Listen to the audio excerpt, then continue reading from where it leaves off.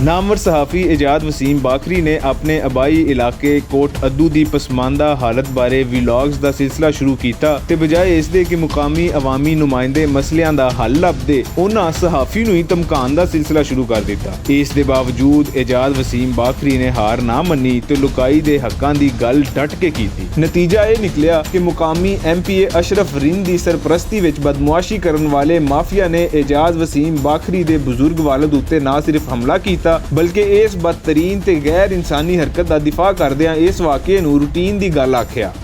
110% anti-waste नहीं उनकी वजह है कि मेरे अब्बू को कोई FIR थी। गल सुनो गुरमानी नाल भिड़दे पे हम नहीं मैं अफोर्ड नहीं कर सकता लड़ाई भाई सुनो मतलब ई चीज को अफोर्ड करो जेरी करनी पौनी पी सर उन्हें जो जुर्म किते जो बुजुर्ग को बीट किते उन्हें एंटीशिप कर की दी है ना भाईजान।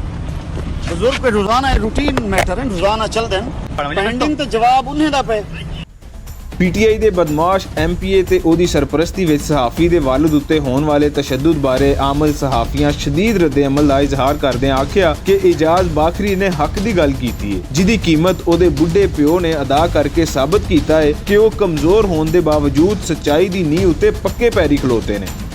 ਇਜਾਜ਼ ਵਸੀਮ ਬਾਖਰੀ ਦੇ ਬਜ਼ੁਰਗ ਬਾਪ ਉੱਤੇ ਹਮਲੇ ਦੀ ਨਿੰਦਿਆ ਹਰ ਸਹਾਫਤੀ ਫੋਰਮ ਨੂੰ ਕਰਨੀ ਚਾਹੀਦੀ ਹੈ। NPA ਤੇ ਪੰਜਾਬੀ ਯੂਨੀਅਨ ਹਰ ਤਰ੍ਹਾਂ ਇਜਾਜ਼ ਵਸੀਮ ਬਾਖਰੀ ਦੇ ਨਾਲ ਖੜੀਆਂ ਨੇ। मैं समझदा हाँ कि अजय बदमाश MPA ना सिर्फ लुकाई की तर्जमानी दे हल नहीं बल्कि माफिया तहरीके इंसाफ लिए वड्डी बदनामी का बायस है। असी अपने नौजवान ते दलेर सहाफी भरा दे नाल खड़ोते हैं।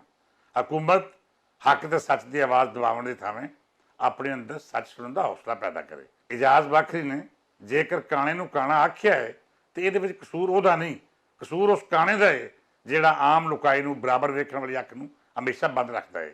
ਅਸੀਂ ਬਰਖੁਰਦਾਰ ਇਜਾਜ਼ ਬਾਖਰੀ ਦੇ ਨਾਲ ਹਰ ਤਰ੍ਹਾਂ ਖਲੋਣ ਦੇ ਨਾਲ ਹਰ ਫੋਰਮ ਉੱਤੇ ਉਹਦੀ ਜੰਗ ਲੜਾਂਗੇ।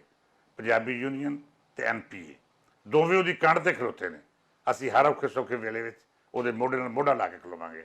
ਇਜਾਜ਼ ਵਸੀਮ ਬਾਖਰੀ ਹੋਰਾਂ ਦੇ ਨਾਲ ਹਰ ਅਮਲ ਸਹਾਫੀ ਖੜਾ ਹੈ, ਉਹਨਾਂ ਦੇ ਮੋਢੇ ਨਾਲ ਮੋਢਾ ਲਾ ਕੇ ਖੜਾ ਹੈ, ਉਹਨਾਂ ਦੀ ਕੰਧ ਤੇ ਖਲੋਤਾ ਹੈ। ਉਹ ਆਪਣੇ ਆਪ ਨੂੰ ਇਕੱਲਾ ਹਰਗਿਜ਼ ਨਾ ਸਮਝਣ, ਉਹ ਤੇ ਇਕੱਲੇ ਹੋ ਕੇ ਵੀ ਇਕੱਲੇ ਨਹੀਂ। ਜਿਸ ਹਿੰਮਤ ਦਾ ਮੁਜ਼ਾਹਰਾ ਉਹਨਾਂ ਨੇ ਕੀਤਾ ਹੈ ਇਹ खुदा दी अता है और अल्लाह ताला उन्होंने होर जुरत अता करे। असी उन्होंने नाल हाँ, हर आमल सहाफ़ी उन्होंने नाल है। मुझे समझ नहीं आती कि प्राइम मिनिस्टर किस मुँह से ये कहते हैं कि ये दो नहीं एक पाकिस्तान है।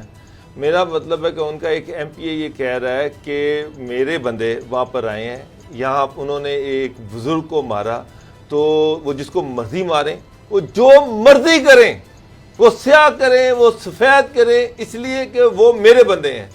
और तुमने जो FIR दर्ज करवाई है, तुमने मेरी रिट को चैलेंज किया है, तुमने मेरी इंसल्ट की है। यानी कि जो इनके वालिद पे जो तशद्दुद हुआ है वो रूटीन का मसला है। यानी कि ये MPA साहब ये कहने की कोशिश करें ये तो मैं रोजाना करवाता हूँ।